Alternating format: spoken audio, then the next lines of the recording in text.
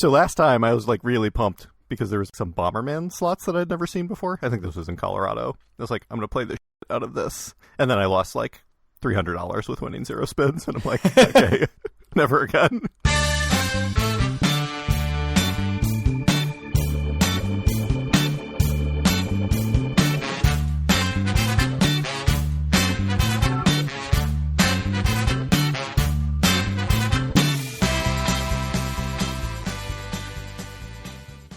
Howdy, it's Thursday, July 16th, 2026, and this is episode 284 of Due for a Win, the Atlantic City podcast. I'm Kyle Eskin, joined as always by Craig Stone. What's good, Craig? Back from Ocean City, New Jersey. Yep, didn't go a single time into Atlantic City. There was a rainy day, and I was pitching showboats. Go to the water park. Arcade and water park. Couldn't get any takers. There were a few days where it was sort of rainy, but not enough to just call it a washout. So we would do some stuff, but it was never just so obviously a washout that we had to go to showboat. I say that like it's a punishment. Yeah. No. Take that however you want. I would have had a good time at the arcade. Based on my Ocean City planning and looking at what there was to do for families out there, I came up with a ridiculous would you rather, which is boat tours, most of which are departing and returning to Atlantic City. There's a company called Atlantic City Cruises and a company called AC Tiki Boat, which I think are actually the same company. But they offer a sightseeing tour, several sightseeing tours, I think, a morning tour and a evening tour, a dolphin watching tour, and multiple booze cruise options. You can either do the tiki boat variety or you can do the happy hour cruise on just the normal, not tiki boat. Which of these would you most like to do? I mean, I think if we were doing like Always Once Never with 3 separate things and boat tours was in there, they would literally be going into the ocean. None of these have any, they don't pull me in at all, frankly. Like, I don't want to do any of them. So if it was Always Once Never for like sightseeing tour, dolphin watching tour, booze cruise, you'd just be like all of them into all the 3, ocean. Never. Yeah, into the ocean. Presumably, the booze cruise probably has some sightseeing as well, right? Yeah. But it's just that they also sell alcohol. I mean, that's just strictly better, right? There's probably loud music on the boat. I don't want loud music. That's worse. I think that it's a bad use of the drinking. I don't need to drink on a boat in Atlantic City. I would rather drink at the cocktail bar. The problem with all of these is they're a bad use of time, which is really what I care about. I don't care about portioning out my drinking or whatever. Obviously. I mean, as we found out over and over and over again. I mean, a sightseeing tour at 11 a.m., like, what am I doing during that time? Nothing good. Gambling. Probably losing money that I don't need to lose. At empty tables before it gets crowded and expensive. Just time-wise, I'd probably do the 11 a.m. sightseeing tour. I mean, I could see some dolphins one time ever. Go out on a boat, see some dolphins, come back, said you saw some dolphins. I reject the premise of this question. I will say I don't want to do any of these. Boo. Not even playing the game. Nope. Okay, it's a group trip. We got like I would stay. 6 of us. I would stay. I would not go. You're no fun. But you know that is actually what I would do. Oh, yeah. I mean, no question. I'm completely fine with not doing what everyone else is doing. Okay, so we're doing a booze cruise with the whole group. Uh-huh. That is the one I would be the most likely to do. Do you want to do the regular boat or the tiki boat? I don't know. I haven't actually clicked these links and looked at them. I think you have to see the tiki boat before you can make that decision. All right, let's see. Because the regular boat is like a boat with 2 decks and a bar, presumably. The tiki boat's like a pontoon boat with... Oh, no, the tiki boat looks better. Yeah, I would do the tiki boat. I mean, I think the tiki boat looks shittier, but it looks more fun. Yeah, exactly. Because it has a grass skirt. Yeah, exactly. It makes everything more fun. So last episode we talked about Tillman Fertitta. Ambassador to Italy or something? I don't actually think that was last episode. I think it was the episode before that. It was 100% the episode before last episode. Yes, Ambassador to Italy, Tillman Fertitta, buying Caesars, no question about it, definitely going to go through. Mm-hmm. Yesterday, an article from Wayne Perry in the Press of Atlantic City came to my inbox saying, what's going on with this deal? Nobody's saying anything. So basically, the agreement with Fertitta gave Caesars until July 11th to find a better offer. You may be looking at your calendar and saying it's well past July 11th. Bloomberg reported last week that Carl Icahn was putting together a bid. You may remember Carl Icahn as the owner of the Tropicana, who bought the Chelsea while owning the Tropicana. He was also, at one point, the owner of the Trump Taj Mahal. Apparently, he also owned the Sands, but that was before my time. He's got to be like 90 years old, right? I know, yeah, it's crazy. Yeah. He was old when he owned Tropicana. So Wayne Perry in this article is saying, hey, I reached out to the parties involved, Caesars and Tillman Fertitta, multiple times and have not heard anything. Nobody's saying anything. So it's unclear if some better offers come in or what's going on with this, but something to look out for. So the news is there's no news, but maybe it's interesting that there's no news. So my question to you is Icon versus Fertitta. Who would you rather have running Caesars Entertainment? All right, I think there's a couple ways to look at this. Like in terms of health of the city or whatever, like I think it's just better for Icon to be running it. For Icon to be running it. So that Fertitta doesn't Own 4 casinos. Because we've said that Fertitta's just going to shut down the Golden Nugget, surely, if he Yes. gets this, right? Whereas if Icon owns Caesars, then we would probably have all of the casinos. Right. So there was also something in this article about the 4 casinos thing. And I very quickly dismissed that because I said Caesars owned 4 casinos before, back when they owned Showboat. And Right. before they owned Trop, they had Showboat, Harrah's, Caesars, Bally's. They owned 4 casinos. There's no problem. Well, they shut down Showboat. But they owned them for a long time. Uh-huh. But Wayne Perry says that that was when there was 12 casinos and now there's 9. So maybe the city or state will be more reluctant to have a casino company own 4 of 9 casinos. I don't know. I don't know if that's true or not. So you think it's better for the city? Oh, because Fertitta would close one, you think? I think so. Yeah. That's much more likely. So Carl Icahn has like a very long and storied career of doing things that are not nice for companies and employees and stuff, but are good for shareholders or whatever. But I have to say that realistically, let's say you own Caesars, Trop, Perez, I just can't imagine shutting down one of those. Yeah, that's true. It seems crazy to me. Not like if you own Golden Nugget also, which is just begging to be shut down.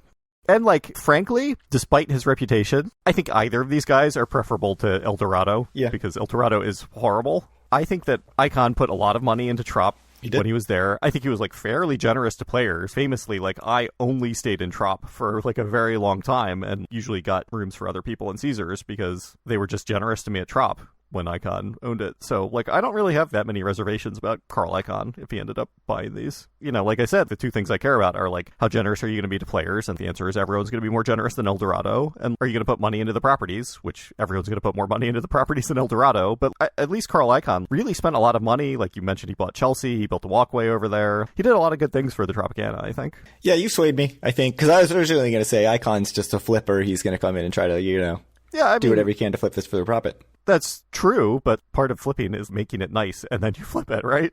Yeah, and I think a lot of his bad reputation in Atlantic City is he was pretty hardline with the union contracts, right? Like, I don't remember if the strikes actually happened under Icon. I think they did. I don't think right? they ever struck. I mean, I remember them striking outside of Taj. I thought that was when he owned it. Maybe. We'll have to look this up after the Yeah, fact. I'll have to look it up, yeah. But for all his reputation, I agree. He did put money into improving Tropicana, and you could argue money has not been put into Tropicana since he sold it, right? Mm-hmm. So my original thought was, what, Fertitta runs casinos? This guy, I want somebody who runs casinos running casinos, but I had no problem with how he ran Trop, honestly. You're right. We talked about the Hook closing in that same episode 2 episodes ago, and I mentioned last episode that they were teasing a music video, and like I said, it was just Dick Marlin, the host of The Hook, singing very poorly Livin' on a Prayer by Bon Jovi in and around Atlantic City. It was funny-ish. I linked to it in the show notes last episode. I guess I can link to it again. But funnier than that is they've posted a couple of short YouTube videos titled Dickin' Around with Dick Marlin, and he goes to, so far he's gone to White House Subs and Angeloni's Club Madrid, and he's much funnier in that setting and also showcases a couple of good places. Not that I've ever actually been to the real White House Subs, which I need to rectify. That's unbelievable to me that you've never been to White House Subs. Maybe we should do that next trip. Sure. I'm always down to get an Italian. The other big Hook-related or Spiegel World-related news that came out is listener Alex emailed saying, it seems like the Super Frico is already closed. So I did some digging, and 100% Super Frico has closed. It is gone from their website. It is gone from the Caesars website. You cannot book a reservation there. Super Frico is done at the very start of the summer. Seems very odd to close it now when you've still got 100+ performances of the Hook left. Maybe not anymore. Maybe they're down to 60-something. But yeah, Super Frico, done. Hey, rest in peace. So, only place I've ever had a cocktail with egg white in it, and it was quite good. So, Yeah, really good cocktails. I loved sitting at the bar there. I thought it was a great place. I hadn't eaten a full meal there since very early on. I know some people said that they changed the menu and it wasn't as good, but, I was saying when we were talking about the Hook, maybe they'll keep it open. They kept the Super Frico open at Cosmopolitan. No. And I famously was like, no, they're not going to do that. Famously. I think it went viral, actually, you saying that. It did. People were like, clipped you up. Spiegel World was like, this dude's right. We have to shut it down. Yeah. I can't believe you shut down Super Frico. Speaking of things shutting down, Jeff from New York posted last night on Facebook New York. that the Topgolf Swing Suite at Ocean is now only a private event venue. You can't just walk in and hit some golf balls into a screen. It is private events only. So thanks for posting that, Jeff. From the Ocean website, Topgolf has transformed into an exclusive space ideal for corporate outings, celebrations, and group events for 25 or more people. Boo! It doesn't say boo on the website. I'm booing it. That's pretty lame, yeah. Yeah, it's very lame. I think it's just a terrible use of the space. I'm sure it just wasn't making any money. And I'm sure no one was going. I mean, I've never been, so I can't tell you how crowded it was or was not. Right. But that's probably part of the problem that I've never been. And I'm, the number one Topgolf fan, just as you are the number one Dave & Buster's fan. Correct. I haven't been to a Dave & Buster's in a while. I should fix that. Yeah, I haven't been to Topgolf this year. I should fix that. I would say that we could fix both of those things in Atlantic City, but now we can't unless we get a group of 23 more people together to be able to rent this out. I will say the Swing Suite... It's worse than normal Topgolf, surely. Hitting golf balls into a screen. But a video screen. is just not really all that exciting. I agree. Hitting golf balls out into the vast expanse. Right. How awesome would it be if the Topgolf was a cage out onto the beach and you could, full Kramer hit a golf ball into a whale's blowhole? Yeah, you could. If you remember that Seinfeld episode. I don't, but... What? Everyone else listening does. Yep. So CRDA has come out, and as you put it, CRDA is all WTF you doing, Bart.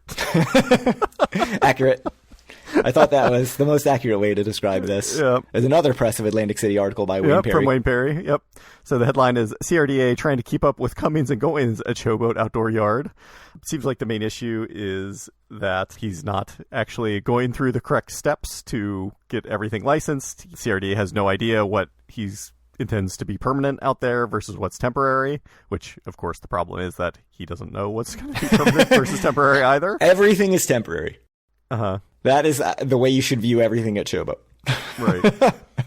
So, I guess it mentions in the article that technically the dinosaurs are supposed to be temporary, yes, according to them. That's not a great look, I think. The outdoor gym that was, well, you say was being built, but I would say it was built. It was just built out, just never got any approvals from the CRDA, so they weren't allowed to ever operate it. Right. I think we finally know what happened there, which is just they didn't have the permits to open. Mm-hmm. Oh, boy. So, Lance Landgraf, CRDA's Director of Planning and Development, says, "We know this is a site in flux. An idea pops into Martin of Bart's head, and it's let's go," he said, referring to Martin Sizemore, the construction executive and project manager for Showboat owner Bart Blatstein. It seems like the main takeaway is CRDA is exactly as confused as we are about everything going on at Showboat, and frankly, probably exactly as confused as Bart Blatstein is as well. Yeah, the CRDA seems quite unhappy about it. You mentioned Lance Landgraf, the Director of Planning and Development. He said, "We need a plan that shows what's out there now and what needs to stay. That's what we've been struggling to get through to you guys. I don't want this to happen again." Got a little talking to from the CRDA. It's going to happen again, I think. Yeah. The real interesting thing to me is just that the perception of what goes on at Showboat and like what everybody sees happening at Showboat is also what's going on behind the scenes. CRDA, is getting information the same way we are. It's just kind of, everything's just flying by the seat of their pants there at Showboat, it seems like. But it always is. I mean, the one thing that's stuck is Lucky Snake, I guess. Yeah, the water park. And I guess the water park. But yeah, I mean, how many other things have come and gone there? Do you remember AC Fan Expo? I remember. Oh, yeah. We interviewed that guy. I mean, we talked to the guy. Yeah. I will say, my daughter asks to go to Atlantic City because she wants to go to the water park and the arcade again. So they've hit on something. It's just not managed well. Didn't you say she wanted to be there for like 10 minutes last time you went? Yeah, but she's a little older now. I think she'd do the bigger water slides. Mm. So that is the CRDA news, because anytime you can talk about the CRDA, you have to do it. There's a show playing that I know you want to go to, Kyle. That's not correct. But yes, Grease is playing at Borgata from July 12th to August 9th. The schedule is every Sunday at 3 and 7:30. Most Wednesdays and Fridays at 7:30, and with the exceptions being Friday 7:17 or Wednesday 8:05, which seems quite random to me, but... It's very random. If you wanted to go to Greece tomorrow before this episode comes out, can't do it. Well, you said that surely the episode is going to come out tomorrow or it's going to be a while, right? What? Cut that out. That's the claim. And one random Saturday, 7:25 at 3 and 7:30 is playing. So no other Saturdays, though. Right. Just that one. Weird schedule. Uh-huh. And you say that the tickets start at $25, but you could not find any $25 tickets. Yeah, all the tickets were $40, no matter where I clicked when I checked. It's probably like hotels or whatever. There's like one seat that's a $25 seat, and it always sells first. Yeah, or it's $25, but you just pay $15 in fees. I don't know. Mm.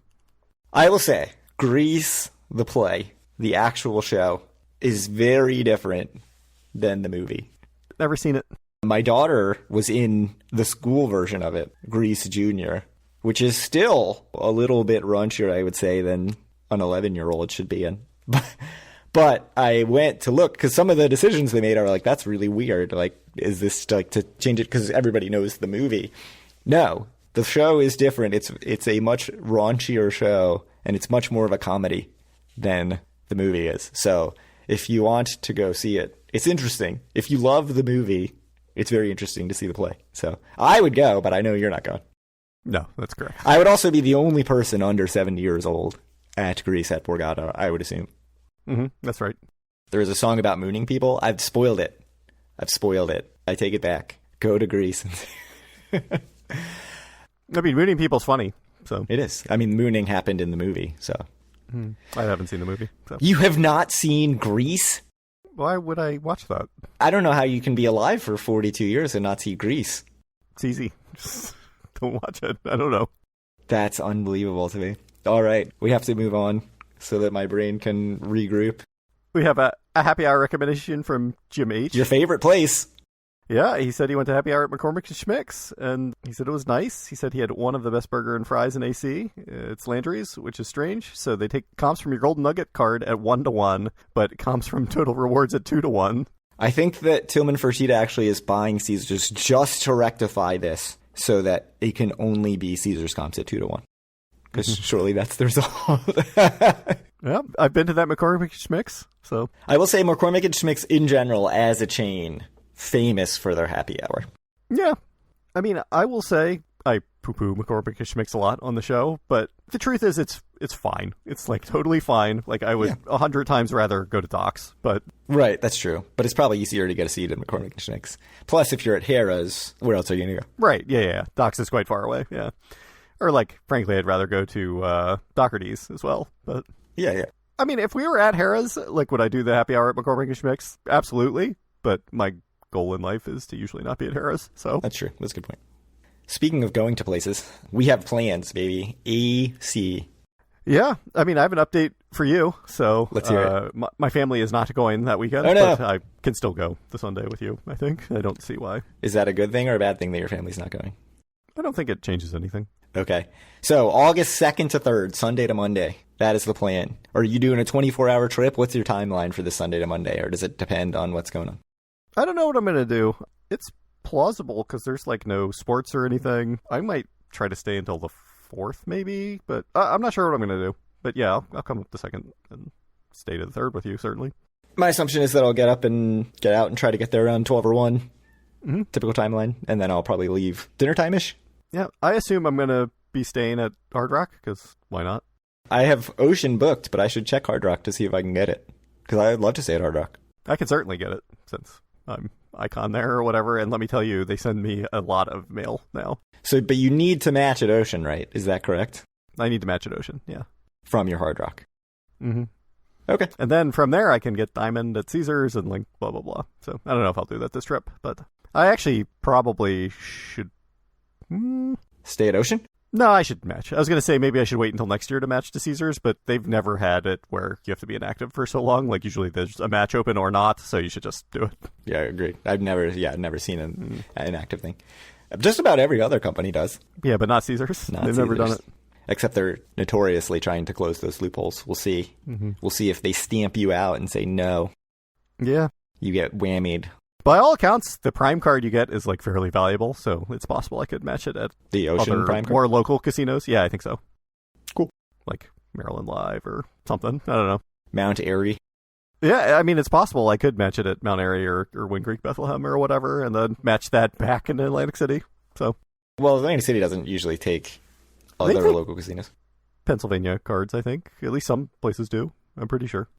Nope. Not a single one takes a single Pennsylvania.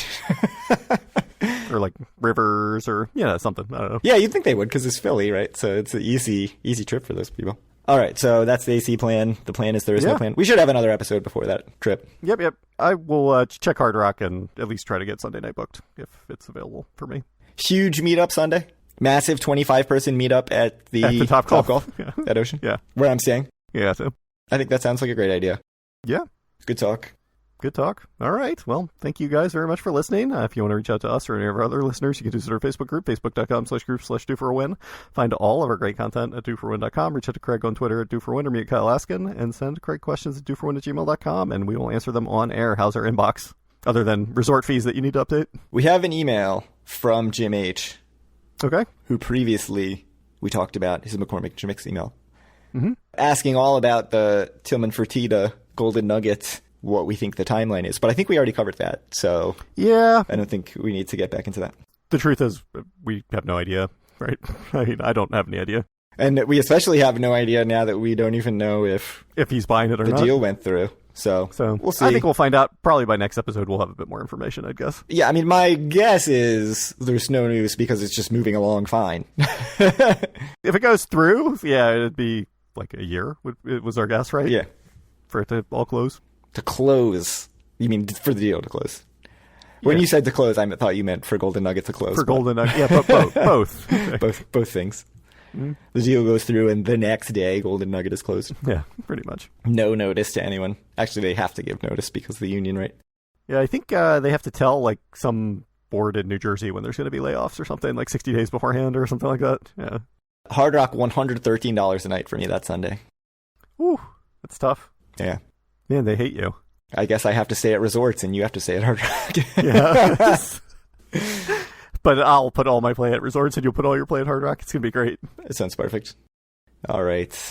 Well, thank you guys very much for listening, and we'll see when this episode gets posted, and we'll talk to y'all in a few weeks. Yep.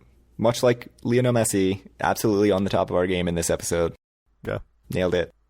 When they think of us, they think of Lionel Messi. They do. The Messi of podcasting, people say. People in their prime. Yeah. Making millions of dollars for what they do. We do. Yeah, that's right.